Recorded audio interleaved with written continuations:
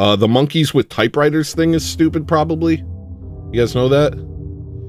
Oh, you give a bunch of monkeys some typewriters in outer space in 1 billion years, they'll write Shakespeare?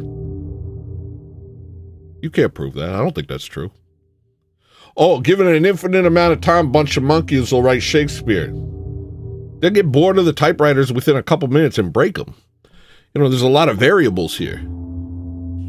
Are they forced to play with typewriters? Because they're going to get bored of it. Are the typewriters indestructible? They're still going to get bored of it. Are these eternal monkeys? What are these, eternal monkeys? This is a stupid thing. Let's say you got all the premises right. Eternal monkeys, indestructible typewriters, and nothing else to do.